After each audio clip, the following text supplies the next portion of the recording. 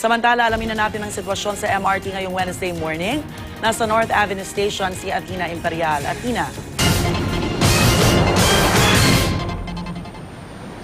Yes, Rhea, dagsana nga ang mga pasahero ng MRT dito sa North Avenue Station kumpara kaninang pasado alas 5 ng umaga ay mas marami na ngayon ang nagdadatingang mga pasahero. Pero wala pa namang nabubuong pila dito sa baba ng mismong estasyon at hindi pa kailangan ng mga security guards para kontrolin itong dami ng mga pasahero. Kaya yung mga sasakay po ng MRT ay magmadali na po kayo para hindi po sumakit ang ulo ninyo at maubos ang pasensya sa pagpila dito sa North Avenue Station. Samantala, itong EDSA sa tapat mismo ng estasyon ay maluwag pa naman, though mas dumarami po yung mga pampublikong sasakyan, mga UV Express vans, taxi at mga bus na nagbababa na mga pasahero mismo dito sa tapat ng estasyon, kaya medyo bumabagal ang daloy ng trapiko. Samantala, Rhea, ay nagtanong na tayo sa mga pasahero ng MRT kung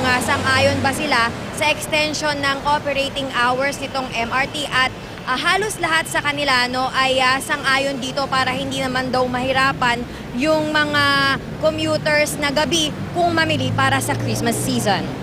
Mas okay po yun kasi mahirap po sumakay pag, di ba pag Christmas po, mahirap po sumakay yun. Kaya mas okay po para sa akin. Mas pabor kasi, especially sa mga night shift na nagtatrabaho. Mas makakatipid sa pamasahe, tsaka iwas sa mga sa bus. 10:30. Kasi nga yung ating Christmas season, so kailangan talaga ma-extend. Ang daming tao kasi nagsushopping.